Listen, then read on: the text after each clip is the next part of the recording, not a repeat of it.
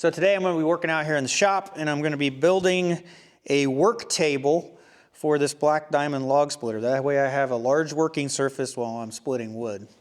So I normally stand right here when I operate the log splitter, so I've done some measurements, and I can get about a 10-inch work surface on this side, and I'll have about an 18-inch work surface on the far side, and then I'm going to have it extend this way, and I'll have another 18 inches here in front. And then I've got plenty of room to lay out the firewood as I split. So I've got some 1/8-inch thick sheet metal here. That's what we're going to make the work surface out of. And we're going to make it out of a 3-foot by 4-foot piece. And we're going to cut everything out with a plasma cutter. So I'm going to go ahead and start getting this all laid out, start making some of my initial cuts.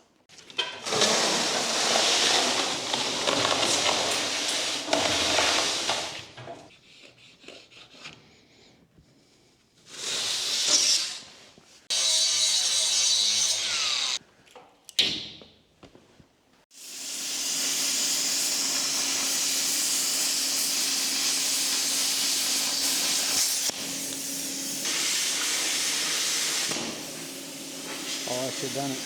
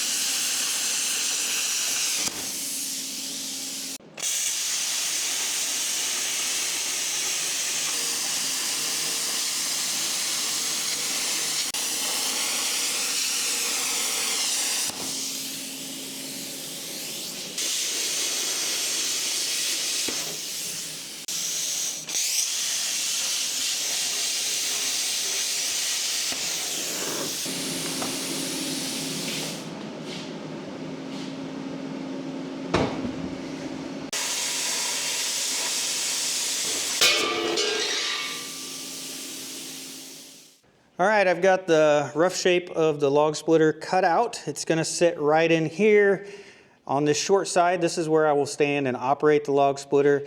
And then I've got this whole working surface right here. But I don't want the logs to be able to roll off. So what I want to do is I want to take this edge and we're going to bend it up at about somewhere around 45-degree angle to prevent logs from, rolling. And to do that, I'm going to use the plasma cutter, and we're going to cut a line where we want to bend it, and we'll leave some small pieces of metal so that it's still connected and be able to bend it easier because there won't be too much metal left to bend. And then once we get it where we want it, I'm going to weld it back together and fill in that seam that we cut. But I don't have a bending brake to bend sheet metal, so I need to remove enough metal so that I can just hand bend this. At least that's the idea. So I'm going to leave some 1-inch wide spots that I'm not going to cut. I've got a total of 5 of those I'm going to leave on here, and hopefully I can hand bend it. Hopefully that's not too much.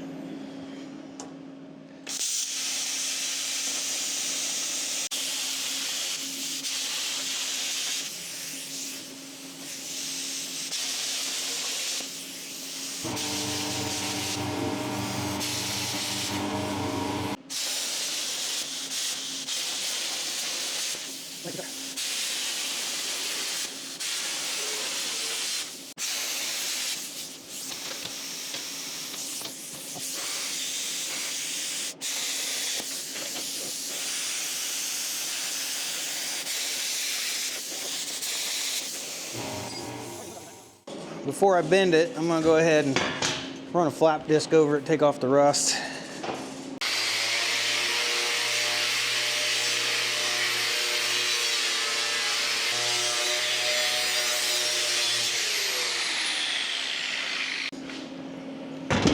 Might as well do both sides.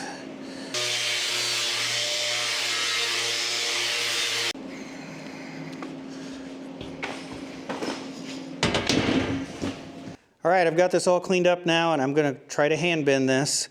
So I left these like 1-inch wide tabs or whatever you want to call it for us to be able to bend. If I can't hand bend it, I'm just gonna cut this a little bit and I'm gonna make every one of these smaller until I can hand bend it. And I'm gonna bend up 3 sides, this side, that side, and then this side over here. So you can see I notched out this corner, so hopefully when we bend these up, they will meet and make a nice corner when we're done. So this one only has 2 1-inch tabs, and that is way too stout for me to bend it. I could probably put this on the edge of a table and beat this over with a hammer. That'd be another choice.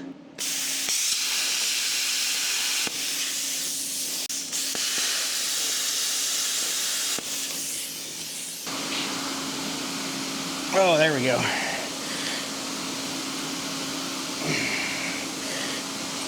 So what I really need is leverage. I know they make some hand benders. I need to get me some, I guess. I can just work my way down this.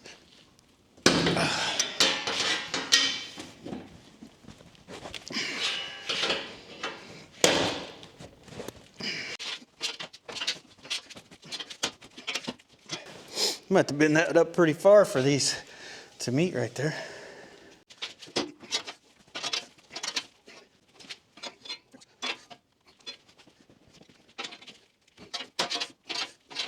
So I can hand bend this as long as I've got something to use for leverage. And it bent up more than a 45-degree angle, but I don't think it looks too bad. I've got my corner together, and that's good enough for me to weld that together, close that seam, and I can weld together all of where I cut with the plasma cutter, and that will strengthen this all back up again.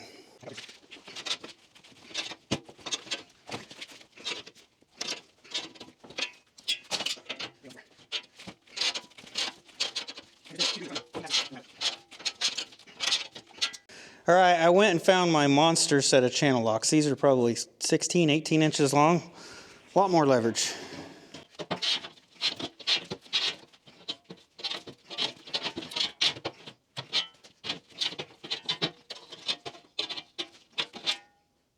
All right, there she is. Now that's starting to look like a commercial style log splitter right there, you know, with that big work surface. I think it looks good. So when I talked about making this work table for the log splitter, I had a lot of people concerned that I wouldn't be able to take the log splitter and tip it upward into the vertical mode where I can split those really large rounds of firewood on the ground. And that's not going to be the case because this work table that we've made is going to be freestanding and it's not going to be attached to the log splitter. They're going to be 2 separate pieces. And the way it works is I would take the log splitter, move it over here and insert it into this table, and then I could start splitting with it. If I wanted to use it in vertical, I'd just be able to take it out of the table and then set it up in a different spot, and I'd be able to do that. At least that's the idea. So let's go ahead and give it a try and see if we can get the log splitter to fit inside of this. The idea is when you move your log splitter, you tip it down so that you can roll it around. So I just need to see if I can roll it underneath here. Of course, I gotta get it straight. Get it underneath here and then come up in that slot. Of course, it will go, the table height will be a little bit lower than that, but that's somewhat the idea. So now we need to make a stand or some legs for this to sit on. It looks like the table is going to be about 4 inches lower than what it is now. All right, so the way it sits right now, I would love for that to be probably about 28.5 inches tall.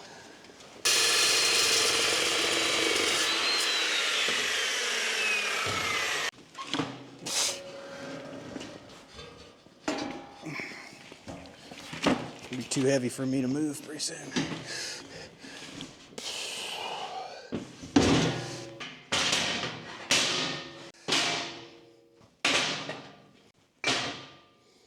So I've got a frame laid out here on the bottom of the work table.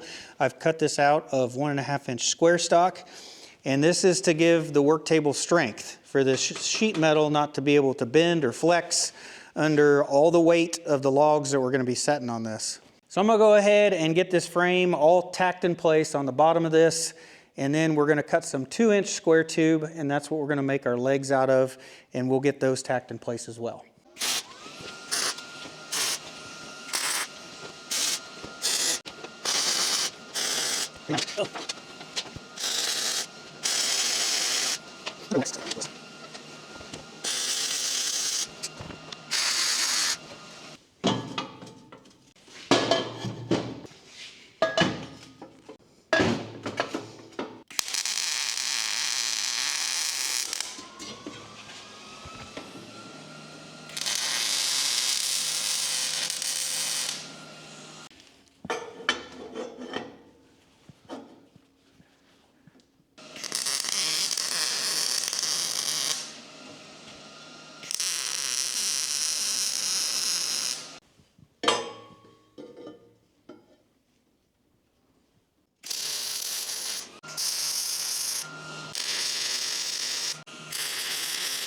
All right, I've got everything tack welded together now, so just take a quick look here at the legs and the frame that we built. Once we get this welded out and flipped over, we won't be able to see this anymore. So I used 2-inch square stock for the legs, and I did put a brace in between a pair of legs to help stiffen them up. I did that at each end. I could have put a brace between them, and I can always add that later if I need to. And then you can see the frame down here, how it's gonna stiffen this whole thing up and make it so it doesn't flex.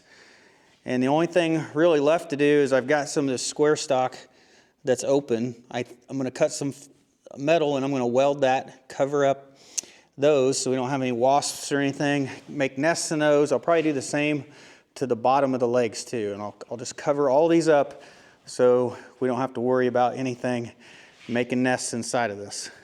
So this is a lot heavier than it used to be. I'm not sure how I'm gonna flip this and not drop it. Whew. She's pretty heavy.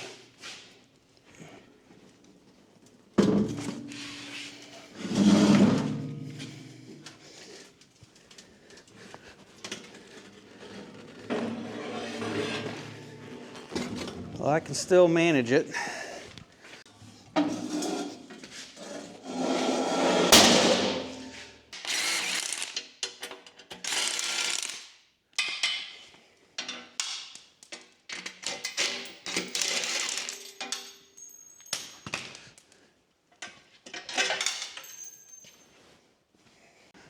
All right, moment of truth.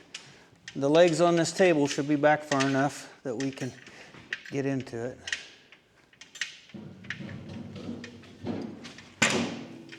There we go. Well, our box store log splitter definitely is looking more like a commercial log splitter now, isn't it? That looks pretty good. I am very happy with the way that looks. So when I cut this out for the log splitter, I gave myself a little bit of clearance. I've got about a 1/2 inch of space on each side of the log splitter. And I can get my finger in there. You might pinch it a little bit if this was running and vibrating. So I might have been able to close that up just a little bit. But really overall, I'm very happy with the way this all looks. So I think I'm gonna go ahead, weld this out completely, flip it back over, weld out the bottom, and then we'll take it outside and we'll actually test this out and see how it does.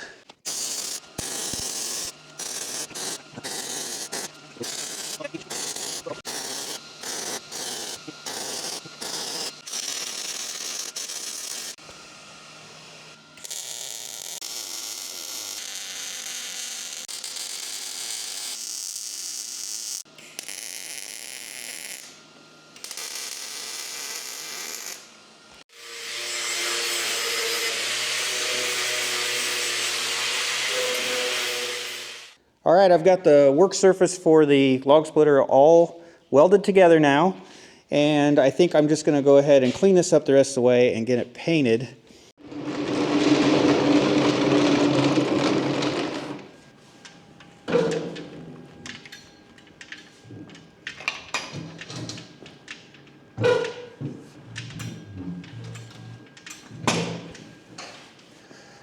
So it took me 4 days to get the log splitting table painted, and I've let that cure like another 3 days just to let the paint harden up a little bit. Plus I was waiting for warmer weather. So I ended up painting this with a black satin paint, but you can see we still got a little bit of reflection off the lights in here, so it may be just a little bit hard to make out how this looks. But overall, very happy with how it has turned out. I've got a huge work surface now to be able to split wood. And it seemed like before I was always spending just as much time picking wood up off the ground as I was splitting it. So hopefully everything will stay on the table now and I can be more productive. So let's go ahead, we'll take this out to the firewood shed and we'll test it out.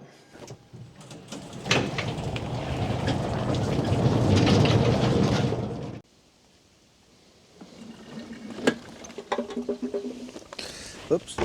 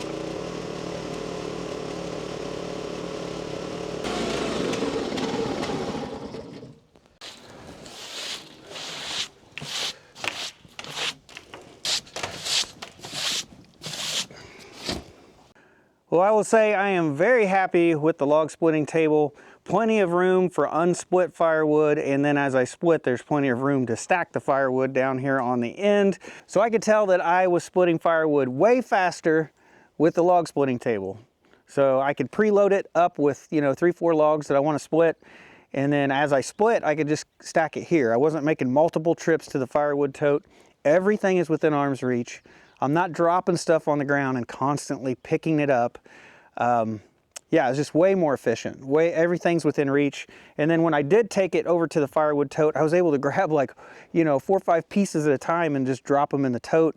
So less trips overall, you know, walking back and forth. So definitely improvement.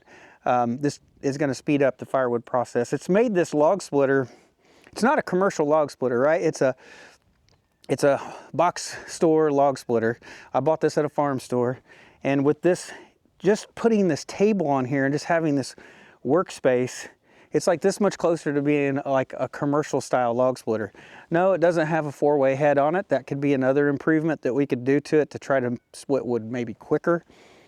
But it's definitely more efficient than it used to be. So after beating this up and treating it pretty rough, you can see I have scratched the paint up a little bit. I didn't feel like this paint really cured real well. And I don't know why, but I can always touch this up with spray paint in the summertime, and this is not really a big deal. And one of the great things about this is I can use it, or I don't have to use it, right? I can take the log splitter out of it, and I can just use it separately. I can use it still in the vertical mode. So I didn't affect or change the log splitter at all. This is just kind of like an addition to the log splitter. I think this is just a fantastic little idea right here. I've been wanting to do this for like 2 years, and I finally did it this winter. So I think it turned out good. Well, I got about 1/3 of a tote firewood split there in a few minutes. I didn't think that was too bad. Man, I wish the ground wasn't frozen. Oh, everything is bad. The next improvement would be some kind of tip-up wheels, so that as I tip it up, I can roll it like a dolly.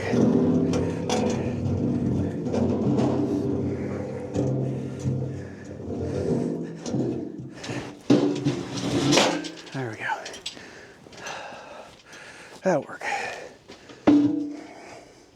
All right, we got it moved under the firewood shed now, and I got it right next to this stack of bucked up logs that are ready to be split that goes all the way down there. And when we get a day that's not too cold, not too windy, I'll probably come out here and get this all split up, put in firewood totes, and continue to try to clean up this firewood shed. If you look behind me, I've got another stack of firewood over here. Some of it's just kind of junky wood, but I need to do something with it to get this all cleaned out so that we can tear this shed down and rebuild it.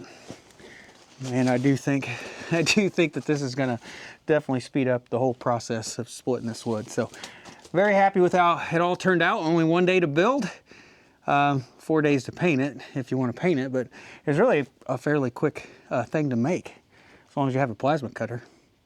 I mean, you could probably just do it with like an angle grinder and a cutoff blade if you really wanted to. So I think it's definitely something that somebody has a welder can fabricate fairly easily. But I think that's gonna wrap up this video, guys. So I hope you have a great day, and I'll see you in the next one.